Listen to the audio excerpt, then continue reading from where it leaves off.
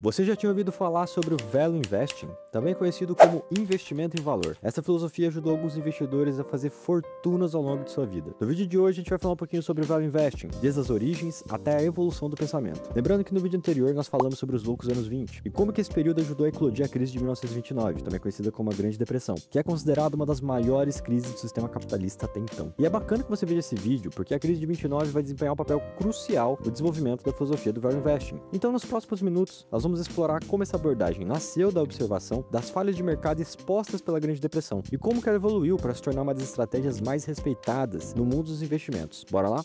E se não for pedir muito, se inscreva no canal, porque isso ajuda demais a continuar produzindo mais vídeos como esse. A irracionalidade do mercado e o nascimento de uma nova abordagem. A década de 20 nos Estados Unidos, também conhecida como os loucos anos 20, foi marcado por um otimismo desenfreado em vários aspectos, especialmente nos mercados financeiros. A especulação tomou conta de Wall Street. A sensação de crescimento sem fim e a abundância do crédito barato fez com que muitos investidores se alavancassem exageradamente. Muitos chegavam a movimentar valores 10 vezes maior do que eles tinham no banco, usando uma prática comum chamada compras na margem. Nessa modalidade, o investidor que quisesse, digamos, adquirir $1.000 em ações, não precisava depositar os $1.000. Ele poderia dar um sinal de cerca de 100 a $200. Algo em torno de 10 a 20% do valor total, e então o corretor, entre aspas, emprestava o restante. Então essa mistura de otimismo, crédito barato e praticamente nenhuma regulação ajudou a provocar o crash da bolsa. Vale lembrar que a SEC, responsável por fiscalizar os mercados financeiros dos Estados Unidos, só foi criada em 1934, justamente devido à crise de 29. Bom, seja como for, o mercado havia se tornado um cassino, onde as pessoas apostavam em subidas contínuas dos preços, sem qualquer consideração pelos fundamentos econômicos das empresas. A valorização das ações estava completamente desconectada da realidade das empresas, criando uma bolha especulativa maciça. Quando essa bolha estourou em outubro de 1929, o resultado foi catastrófico. A queda da Bolsa de Valores de Nova York eliminou bilhões de dólares em riquezas quase que instantaneamente. Muitos investidores perderam tudo que tinham. As consequências se espalharam para toda a economia, dando início à Grande Depressão. Bom, mas alguma coisa parecia estar bastante errada. Investir não podia ser só isso, comprar um monte de ações num dia por um preço menor e depois vender no dia seguinte por um preço maior e continuar eternamente nesse ciclo enquanto estivesse dando certo. Onde que estavam os fundamentos? O que fazia uma empresa ser considerada promissora ou ruim? De alguma forma, parece que os investidores haviam se esquecido que por trás de cada ticker existia uma empresa, um negócio real que produz mercadorias, contrata mão de obra, disputa com concorrentes, contrai dívidas, investe em expansões e muito mais. Era preciso uma nova maneira de pensar sobre investimentos, baseadas não no preço que estava na tela, mas no negócio que estava por trás. Esse, meus amigos, é o começo do pensamento em valor. Benjamin Graham, o pai do Value Investing.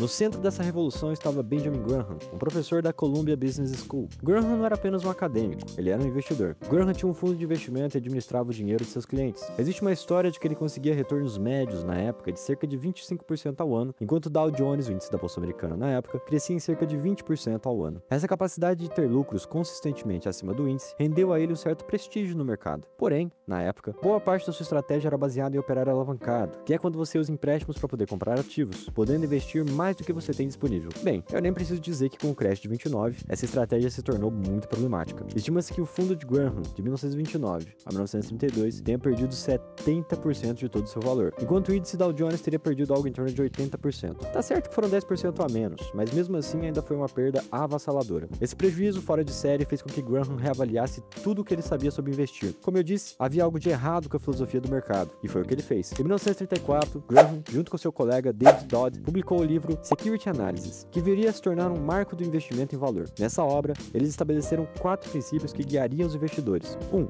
A diferença entre investimento e especulação. 2. A importância da análise fundamentalista. 3. O conceito de margem de segurança. E 4. A ideia de que o mercado nem sempre precifica corretamente os ativos. Ao longo do vídeo nós vamos falar um pouquinho sobre esses 4 princípios, então assista até o final e deixe a sua curtida, porque isso ajuda demais. O conceito de valor intrínseco.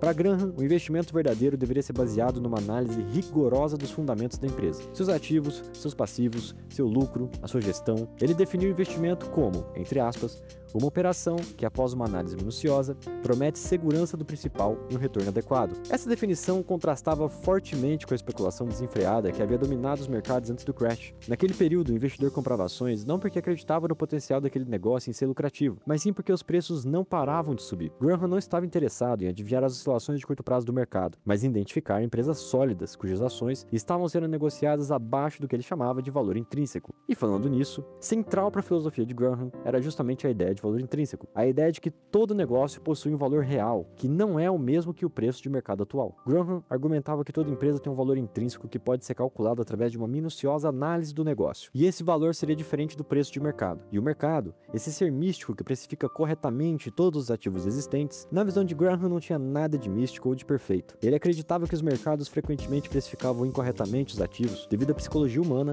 e o comportamento de manada. Afinal, o mercado é formado por pessoas, como eu e você, pessoas com emoções e sentimentos, dotadas de medo, otimismo. Alguns sabem mais, outros sabem menos. Alguns entendem mais de um negócio ou setor, outros bem mais de outros. Alguns possuem muito dinheiro e influência e conseguem manipular dados e informações, enquanto outros apenas seguem o que todos estão fazendo e dependem apenas da sorte para investir. E é justamente esse conjunto de diferenças que faz com que o mercado não fosse um precificador perfeito. Às vezes, eles até conseguem entrar em consenso e fazer uma precificação adequada, mas geralmente se deixam levar por sentimentos exagerados. Portanto, para Graham, os mercados eficientes eram a exceção e não a regra, e as ineficiências criavam as oportunidades que podiam ser aproveitadas pelos investidores de valor. Curiosamente, o próprio Graham reconhecia que os mercados tendiam a se tornar mais eficientes ao longo do tempo, à medida que mais investidores adotavam técnicas de análise fundamentalista. No entanto, ele argumentava que a psicologia humana garantiria que o mercado nunca se tornaria perfeitamente eficiente. E voltando a falar sobre o preço, nessa altura, eu acredito que você já compreendeu que o preço que estamos vendo na tela, ao decidir comprar uma ação, pode ser influenciado por emoções como medo e ganância, fazendo com que investidores frequentemente precifiquem incorretamente as empresas. Às vezes com muito otimismo, jogando o preço lá para cima, outras vezes com pessimismo, jogando o preço muito abaixo do que seria, em tese, o seu valor intrínseco. É nessas discrepâncias que o investidor em valor encontra suas oportunidades. Para Graham, a chave era comprar ações quando estavam sendo negociadas significativamente abaixo do seu valor intrínseco, proporcionando o que ele chamava de margem de segurança, um conceito que se tornaria a pedra angular do Value Investing. A margem de segurança,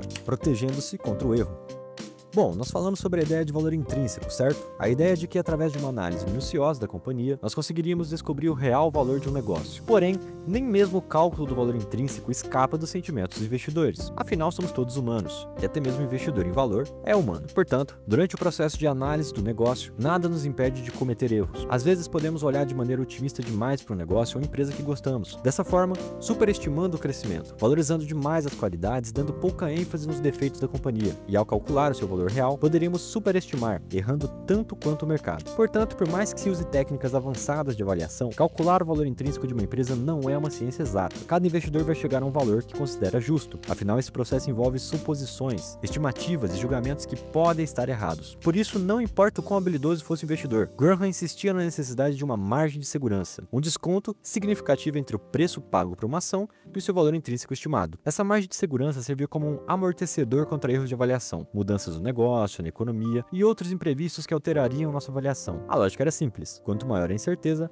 maior deve ser a margem de segurança exigida. Graham ilustrava esse conceito com uma analogia muito simples. Se você estiver construindo uma ponte que precisasse suportar 10.000 libras de peso, algo em torno de 4,5 toneladas, você a projetaria para suportar apenas 10.000 libras? Claro que não. Você a projetaria para suportar muito mais, talvez 30.000 libras ou 13 toneladas ao invés de 4. Então, se porventura algo sair dos planos e algum dia houver veículos mais pesados transitando pela ponte, você sabe que ela vai aguentar. Isso é uma margem de segurança. Da mesma forma, ao investir, não basta encontrar uma ação que pareça estar negociada por seu valor justo. O que você quer são empresas que estejam abaixo do seu valor justo, justamente para você ter uma margem. Claro, quanto maior a diferença entre o seu valor intrínseco e o preço de mercado, maior tende a ser a sua margem, e mais seguro, teoricamente, seria o seu investimento. O senhor mercado e a psicologia do investidor.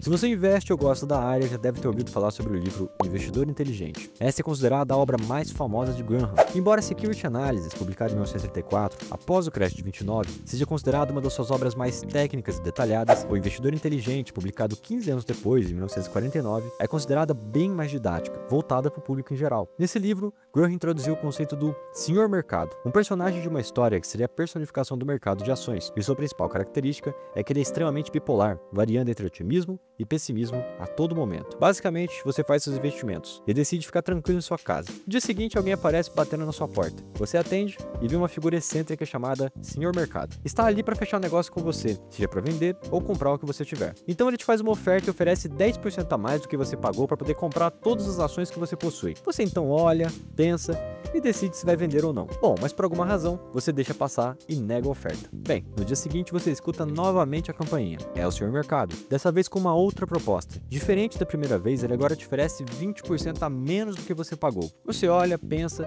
e decide se vai ou não fechar negócio. E assim, todos os dias o Sr. Mercado passa de porta em porta como um vendedor ambulante, perguntando se você quer realmente fechar negócio. O problema é que seus preços são baseados em seu humor. Quando ele está otimista, ele oferece preços altos, e quando ele está pessimista, ele oferece preços baixos. O investidor inteligente, segundo Graham, consegue se aproveitar dos humores do Sr. Mercado, comprando quando ele está pessimista e os preços estão baixos, e vendendo quando ele está otimista e os preços estão altos. O grande segredo é não deixar que o humor do Sr. Mercado influencie os seus julgamentos. É claro que na teoria é bem mais fácil que na prática, mas a lógica por trás dessa metáfora ilustra como o mercado financeiro frequentemente se comporta de maneira irracional e como o investidor pode, em certos momentos, tirar vantagem dessa irracionalidade, em vez de ser vítima dela. Graham e as velhas maneiras de investir. Para essa parte do vídeo eu vou chamar nosso convidado especial, o historiador Professor Jubileu, que vai nos explicar como as coisas funcionavam no passado. Olá, pessoal! Hoje nós vamos falar sobre algumas técnicas de investimentos que se popularizaram no passado. Após a crise de 1929, duas práticas passaram a se destacar no mundo dos investimentos. Era o caso das cigar butts e dos investimentos para liquidação. E eu vou te explicar brevemente como é que essas duas práticas funcionavam. Durante a Grande Depressão, a economia norte-americana entrou numa profunda recessão. Nisso, milhares de empresas faliram. E as que não fecharam as portas continuaram operando com uma enorme dificuldade financeira. Os índices da Bolsa de Valores despencaram e os preços das ações derreteram. Naquela época de amplo pessimismo, era difícil de achar alguém confiante o suficiente para fazer grandes investimentos na Bolsa. Mas esse não era o caso do Graham. Ele percebeu que com a gigantesca queda nos preços dos ativos, era possível encontrar verdadeiras barganhas. Algumas empresas que, mesmo tendo mal das pernas e operando com dificuldades, ainda estavam tão baratas que valia a pena investir só para poder embolsar algum lucro. Por exemplo, vamos supor que existe uma empresa aérea chamada Aviões do Forró, que faz voos comerciais pelos Estados Unidos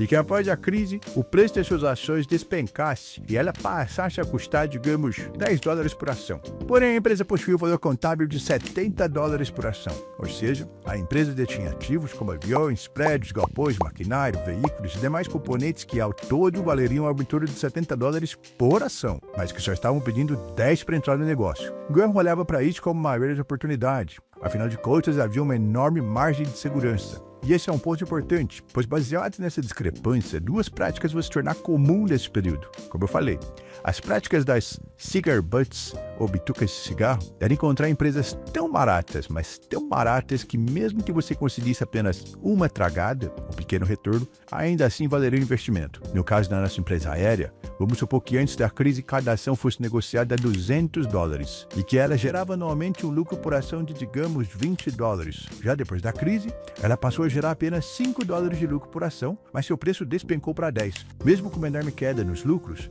Graham ainda viu uma oportunidade aí, pois com cada ação custando $10, em cerca de apenas 2 anos ela já teria gerado em lucro o quanto ela vale no mercado. Então, mesmo que ela não tivesse lá tão bem das pernas, quanto na época em que ela gerava $20 ou $30 de lucro por ação, por estar sendo negociada tão barato, ainda assim valeria a pena, pois seria rápido para poder recuperar o seu investimento. Ou seja, por pior que o negócio estivesse, se estivesse suficientemente barato, ainda dava para poder dar uma última tragada. Entendeu a analogia? Já os investimentos em liquidação seguiam uma lógica similar. Porém, o investidor não estava a fim de esperar a empresa gerar lucros. Ele queria algo mais imediato. Para isso, ele decidia comprar uma grande quantidade de ações bem baratas a ponto de conseguir assumir o controle da empresa. Após isso, ele então decidia tomar uma decisão radical: fechar o negócio e vender tudo que ela tinha. Pode parecer loucura, mas isso dava um baita dinheiro. Como eu falei, muitas empresas eram vendidas abaixo do seu valor contábil, então elas tinham ativos que poderiam valer uma grana. No nosso exemplo da empresa aérea, sabemos que o negócio em si foi afetado pesadamente pela crise, mas os bens da companhia não. Os prédios e os galpões ainda eram tão bons quanto eram antes. Os aviões e os equipamentos funcionavam da mesma maneira. As máquinas e os carros estavam lá e poderiam ser usados normalmente. Ou seja, o negócio podia não ser tão rentável naquele momento, mas os seus ativos continuavam valiosos. Então, muitos investidores simplesmente compravam empresas extremamente desvalorizadas, fechavam o negócio, mandavam todo mundo embora e vendiam tudo que eles tinham, embolsando um enorme lucro. É como se a empresa valesse mais morta do que viva.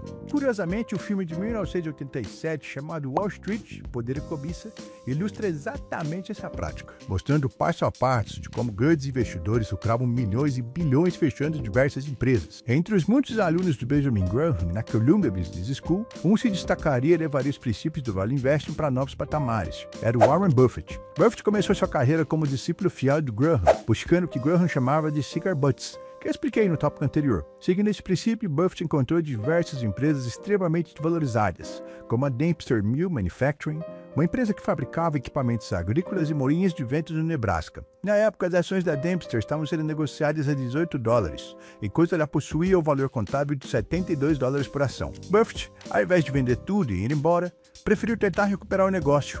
Valia a pena tentar, já que havia uma enorme margem de segurança. Mas recuperar um negócio que está falindo não é fácil. Buffett reestruturou a empresa, contratou novos diretores, liquidou os ativos que não eram utilizados e demitiu muitos funcionários, o que fez ele ser extremamente criticado na cidade, já que a Dempster era uma empresa que empregava muitos cidadãos. Seja como for, o negócio voltou a ser lucrativo e Buffett lucrou 3 vezes mais do que investiu. Outros casos famosos foram também os da Western Insurance. Como é que fala isso aqui? Western Insurance Securities, uma empresa de seguros que estava sendo negociada entre $12 a $20, mas que reportava uma média de $16 de lucro por ação anualmente. A Sanborn Map Company, uma empresa que criava mapas para companhias de seguros contra incêndios. Foi um negócio bem peculiar, por sinal.